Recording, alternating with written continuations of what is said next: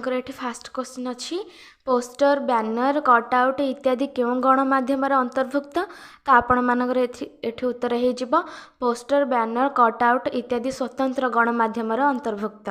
Next question गणमाध्यम लोकों को किपरि सचेतन करे तो आपण मानकर एठी आंसर हो गणमाध्यम विभिन्न प्रकार सतर्कमूलक विज्ञापन जरिया लोक मानक सचेतन करे। नेक्स्ट क्वेश्चन गणमाध्यम को केतोटी भागरे विभक्त करा जायछि ओ कौन कौन तो आपण मानकर एठी उत्तर हो गणमाध्यम को चारोटी भागरे विभक्त करा जायछि यथा पारंपरिक गणमाध्यम मुद्रण गणमाध्यम वैद्युतिक गणमाध्यम एवं स्वतंत्र गणमाध्यम। तापर क्वेश्चन कौन अच्छी पारंपरिक गणमाध्यम कहले कौन बुझ तो आपण मानकर एठी आंसर हो परंपरा अनुजाई जो गणमाध्यम लोक तुंड द्वारा सर्वत्र व्यापे ताहाको पारंपरिक गणमाध्यम बोली कहा जाए। नेक्स्ट क्वेश्चन लिपि साहाय्य मनीष केउठारे लिखन कार्य करुथिला तो आपण मानकर एठी आंसर हो लिपि साहाय्य मनीष पहाड़ पर्वत पत्थर खड़ी धातुरे खोदन करी लिखन कार्य करुथिला। नेक्स्ट क्वेश्चन पारंपरिक गणमाध्यम प्राथमिक पर्याय कौन तो आपण मानकर एठी आंसर हो पारंपरिक गणमाध्यम प्राथमिक पर्याय होछि तुंड कथा खोदन पोथी लिखन और ताम्र लिखन इत्यादि। नेक्स्ट क्वेश्चन कृषि विषयक और पारंपरिक सूचना क्यों गणमाध्यम प्रकाश लाभ करे तो आपण मानकर एठी आंसर हो कृषि और वैषयिक और पाणीपाग सूचना बेतार और दूरदर्शन माध्यम प्रकाशित हुए। नेक्स्ट क्वेश्चन गणमाध्यम शब्दटी क्यों कालरू प्रचलित तो आपण मानकर एठी आंसर हो गणमाध्यम शब्दटी पुरातन कालरू पोथी पुराण रे प्रचलित होइथिबा जणा जाय। तापरे नेक्स्ट क्वेश्चन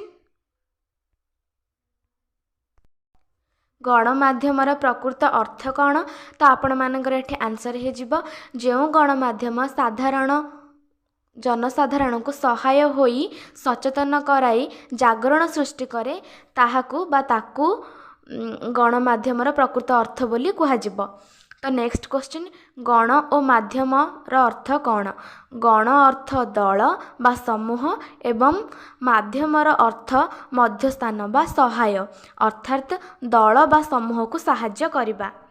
तापर फ्रेंड्स आपण मानकर एठी 2 मार्किया क्वेश्चन आसीगला 2 मार्किया मु आपण मानक सहित डिस्कशन करछि आपण माने सुनंतु मानवर परम बंधु किए फास्ट क्वेश्चन तो आपण मानकर एठी आंसर हो मानवर परम बंधु हेउछि गणमाध्यम।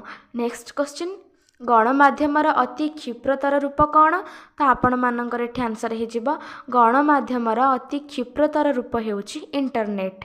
नेक्स्ट क्वेश्चन मनीष सर्वप्रथमे कौन शिक्षा कला तो आपण मानकर एठी आंसर हो मनीष सर्वप्रथमे लिपि शिक्षा कला। नेक्स्ट क्वेश्चन चिट्ठी बा पत्र क्यों गणमाध्यम प्रचार प्रसार होइछि तो आपण मानकर एठी आंसर हो चिट्ठी बा पत्र मुद्रण गणमाध्यम प्रचार प्रसार होइछि। नेक्स्ट क्वेश्चन किए गणशिक्षक भावे कार्य करे तो आपण मानकर एठी आंसर हो गणमाध्यम गणशिक्षक भावे कार्य करे। तो आपण मानकर एठी 3 मार्किया क्वेश्चन आसला 3 मार्किया फास्ट क्वेश्चन होछि वैद्युतिक गणमाध्यम कौन तो आपण मानकर एठी आंसर हो मुद्रण माध्यम जेपरी पारंपरिक माध्यम ठारू घोर परिवर्तन आनिथिला सेहीपरि वैद्युतिक गणमाध्यम गण जोगाजोगर वैप्लविक परिवर्तन आनिथिला। वैद्युतिक जंत्रपाति व्यवहार हेबा द्वारा श्राव्य माध्यम रेडियो और दृश्यमान माध्यम दूरदर्शन सृष्टि हैला उभय माध्यम साहाय्य जनसाधारण देश देशांतर खबर जानी पारिले एवं विभिन्न विषय रे सूचना पाई सचेतन हेबाकु लागिले। बेतार जंत्रर प्रतिष्ठा पर लोक माने सुनिबा और देखिबा क्षेत्र रे आनंदित हेबा सहित शिक्षा मध्य लाभ कले।